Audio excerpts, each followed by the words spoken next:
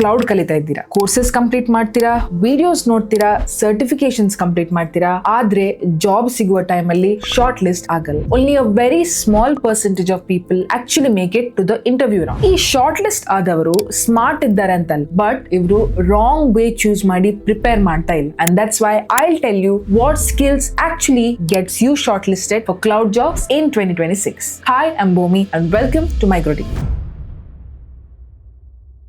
Number 1. Real cloud fundamentals. ನೀವು cloud ಅಂದ್ರೆ AWS ಅಥವಾ Azure ಸರ್ವಿಸಸ್ ಮೆಮರೈಸ್ ಮಾಡೋದಂತ ಎನಿಸ್ತೀರಲ್ಲ, ಬಟ್ ಬರೀ ಸರ್ವಿಸಸ್ ನೇಮ್ ಮಾಡಲು ಕಂಪನೀಸ್ ನಿಮ್ಮನ್ನು ಹೈರ್ ಮಾಡೋದಲ್ಲ, ಅವರಿಗೆ ಸಿಸ್ಟಮ್ ರನ್ ಮಾಡುವವರು ಬೇಕು. ಕಂಪ್ಯೂಟ್, ಸ್ಟೋರೇಜ್, ನೆಟ್ವರ್ಕಿಂಗ್, ಸೆಕ್ಯೂರಿಟಿ ಇದೆಲ್ಲ ಒಟ್ಟಿಗೆ ರನ್ ಮಾಡುವವರನ್ನು ರೆಕ್ರೂಟರ್ಸ್ ಹುಡುಕ್ತಾ ಇದ್ದಾರೆ. ಫಾರ್ ಎಕ್ಸಾಂಪಲ್, ಒಂದು ಯೂಸರ್ ವೆಬ್ಸೈಟ್ ಓಪನ್ ಮಾಡುವಾಗ ಟ್ರಾಫಿಕ್ ಸರ್ವರ್ಗೆ ಹೇಗೆ ರೀಚ್ ಆಗುತ್ತೆ, ಡೇಟಾ ಎಲ್ಲಿ ಸ್ಟೋರ್ ಆಗುತ್ತೆ, ಸಿಸ್ಟಮ್ಸ್ ಸೆಕ್ಯೂರ್ ಹೇಗಿರುತ್ತದೆ. ಕ್ಲೌಡ್ ಕಲಿಯುವುದಂದ್ರೆ ಈ ಎಲ್ಲಾ ಜರ್ನಿಯನ್ನು ಕಲಿಯುವುದು. ನೀವು ಈ ತರ ಕ್ಲೌಡ್ ಕಲ್ತ್ರೆ ಕಂಪನೀಸ್ ಟ್ರಸ್ಟ್ ಮಾಡುವಂತ ಸ್ಕಿಲ್ಸ್ ಬಿಲ್ಡ್ ಆಗುತ್ತೆ. Number 2, infrastructure as code. Terraform ಇಷ್ಟು ಯಾಕೆ ಮ್ಯಾಟರ್ ಆಗುತ್ತೆ? One of the in demand skills in cloud jobs today is infrastructure as code. ಈಗಿನ ಕಂಪನೀಸ್ ಅಲ್ಲಿ ಯಾರು ಕನ್ಸೋಲ್ ಅಲ್ಲಿ ಇದ್ದ ಬಟನ್ ಅನ್ನು ಅಗೇನ್ ಅಂಡ್ ಅಗೇನ್ ಕ್ಲಿಕ್ ಮಾಡಲ್ಲ. Everything is written as code, so it can be reviewed, reused and automated. And ಇದರಲ್ಲಿ Terraform ತುಂಬಾ popular ಇದೆ, ಯಾಕೆಂದ್ರೆ ಇಟ್ ವರ್ಕ್ಸ್ ಅಕ್ರಾಸ್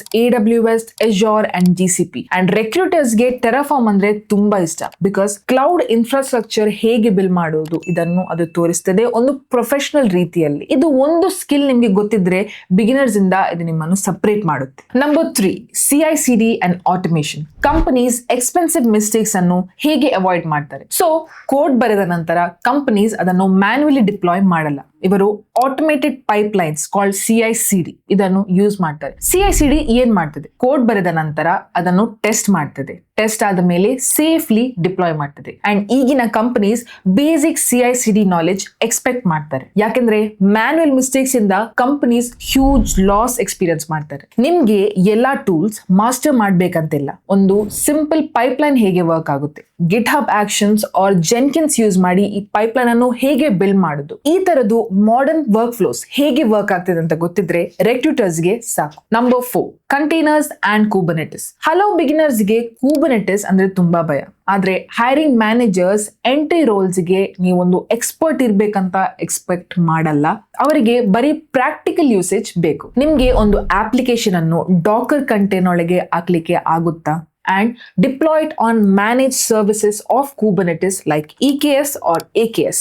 Logs ಅನ್ನು ಚೆಕ್ ಮಾಡುವುದು, ಆಪ್ಸ್ ಅನ್ನು ಸ್ಕೇಲ್ ಮಾಡುವುದು, ಈ ಬೇಸಿಕ್ 20% ನಾಲೆಜ್ ರಿಯಲ್ ವರ್ಲ್ಡ್ ಗೆ ಏನು ಬೇಕಿದೆ ಇದನ್ನು ಕವರ್ ಮಾಡುತ್ತೆ. ಥಿಯರಿ ಬಿಟ್ಟು ಕುಬರ್ನೆಟಿಸ್ ಯೂಸ್ ಮಾಡ್ಲಿಕ್ಕೆ ಬರುವವರನ್ನು ರೆಕ್ರೂಟರ್ಸ್ ತುಂಬಾ ವ್ಯಾಲ್ಯೂ ಮಾಡ್ತಾರೆ. Number 5, scripting with Python. Python appears in large percentage of cloud job description. ಆದ್ರೆ ಕ್ಲೌಡ್ ಇಂಜಿನಿಯರ್ಸ್ ಕಾಂಪ್ಲೆಕ್ಸ್ ಅಪ್ಲಿಕೇಶನ್ಸ್ ಅನ್ನು ಬಿಲ್ಡ್ ಮಾಡ್ಲಿಕ್ಕೆ ಹೈರ್ ಆಗೋದಲ್ಲ, ಇವರು ಟಾಸ್ಕ್ಸ್ ಆಟೋಮೇಟ್ ಮಾಡ್ಲಿಕ್ಕೆ ಹೈರ್ ಆಗೋದು. Python is use to write small scripts. ಈ ಸಣ್ಣ ಸ್ಕ್ರಿಪ್ಟ್ಸ್ ಕ್ಲೌಡ್ ರಿಸೋರ್ಸಸ್ ಅನ್ನು ಮ್ಯಾನೇಜ್ ಮಾಡುತ್ತೆ ಅಂಡ್ ಯೂಸ್ ಆಗದ ಸರ್ವಿಸಸ್ ಅನ್ನು ಕ್ಲೀನ್ ಮಾಡುತ್ತೆ. Basic Python, loops, functions, variables ಇದು ಕಲ್ತ್ರೆ it's enough for to start. ಈ ಸ್ಕಿಲ್ಸ್ ಕಲ್ತ್ರೆ ಕಂಪನೀಸಿನ ಮ್ಯಾನ್ಯುವಲ್ ವರ್ಕ್ ಕಡಿಮೆ ಆಗುತ್ತೆ, ಹಾಗೆ ಅವರ ಟೈಮ್ ಕೂಡ ಸೇವ್ ಆಗುತ್ತೆ. Number 6, networking. ಇದನ್ನು ನೀವ್ ಇಗ್ನೋರ್ ಮಾಡ್ತೀರಾ, but companies love them. Cloud is built on networking. Networking ಇಲ್ಲದಿದ್ರೆ ಬೆಸ್ಟ್ ಕ್ಲೌಡ್ ಸರ್ವಿಸಸ್ ವರ್ಕ್ ಆಗಲ್ಲ. Basics like VPC, subnets, routing, load balancer, security groups ಇವೆಲ್ಲ ಗೊತ್ತಿದ್ದ ಕ್ಯಾಂಡಿಡೇಟ್ಸ್ ಅನ್ನು ರೆಕ್ರೂಟರ್ಸ್ ತುಂಬಾ ವ್ಯಾಲ್ಯೂ ಮಾಡ್ತಾರೆ. ನಿಮ್ಗೆ ಅಡ್ವಾನ್ಸ್ ನೆಟ್ವರ್ಕಿಂಗ್ ಸರ್ಟಿಫಿಕೇಶನ್ಸ್ ಮಾಡ್ಬೇಕಂತ ಇಲ್ಲ, ಬಟ್ ಈ ಕಾಂಪೊನೆಂಟ್ಸ್ ಯಾಕೆ ಎಕ್ಸಿಸ್ಟ್ ಆಗುತ್ತೆ ಅಂತ ಗೊತ್ತಿದ್ರೆ ಸಾಕು. ನೆಟ್ವರ್ಕಿಂಗ್ ಸ್ಟ್ರಾಂಗ್ ಫಂಡಮೆಂಟಲ್ಸ್ ತೋರಿಸ್ತದೆ ಅಂಡ್ ಟೂಲ್ಸ್ ಚೇಂಜ್ ಆದಾಗ ಈ ಫಂಡಮೆಂಟಲ್ಸ್ ವ್ಯಾಲ್ಯೂಬಲ್ ಆಗಿಯೇ ಇರುತ್ತೆ. Number 7, Linux and operating system basics. ಹಲವು ಕ್ಲೌಡ್ ಸಿಸ್ಟಮ್ಸ್ ಲಿನಕ್ಸ್ ಅಲ್ಲಿ ರನ್ ಆಗುತ್ತೆ ಅಂಡ್ ಕ್ಲೌಡ್ ಇಂಜಿನಿಯರ್ಸ್ ಗೆ ಬೇಸಿಕ್ ಸರ್ವರ್ ಆಪರೇಷನ್ಸ್ ಗೊತ್ತಿರಬೇಕು ಅಂತ ಕಂಪನೀಸ್ ಎಕ್ಸ್ಪೆಕ್ಟ್ ಮಾಡ್ತಾರೆ. Logs, files, permissions, ports, processes ಇವೆಲ್ಲ ಕ್ಲೌಡ್ ಜಾಬ್ಸ್ ಅಲ್ಲಿದ್ದ ಡೈಲಿ ವರ್ಕ್. ನಿಮ್ಮ ರೆಸ್ಯೂಮೆಯಲ್ಲಿ ಲಿನಕ್ಸ್ ನಾಲೆಜ್ ಇದ್ರೆ ರೆಕ್ರೂಟರ್ಸ್ಗೆ ನಿಮ್ಗೆ ಪ್ರೊಡಕ್ಷನ್ ಇಶ್ಯೂಸ್ ಅಥವಾ ರಿಯಲ್ ಸರ್ವಿಸ್ ಹೇಗೆ ಮ್ಯಾನೇಜ್ ಮಾಡೋದಂತ ಗೊತ್ತಿರ್ತದೆ ಅಂತ ಎನಿಸ್ತಾರೆ. ಇದೇ ರೀಸನ್ಗೆ ಲಿನಕ್ಸ್ ಅನ್ನು ನಾವು ಕ್ಲೌಡ್ ಜಾಬ್ಸ್ ನ ಬ್ಯಾಕ್ ಬೋನ್ ಅಂತ ಕರಿತೀವಿ. Number 8, monitoring cost awareness and reliability. Cloud engineers builders ಮಾತ್ರ ಅಲ್ಲ, ಬಟ್ ನಿಮ್ಮ ಸಿಸ್ಟಮಿನ ಕೇರ್ ಟೇಕರ್ಸ್. ಕಂಪನೀಸ್ಗೆ ಸಿಸ್ಟಮ್ ಮಾನಿಟರ್ ಮಾಡುವವರು,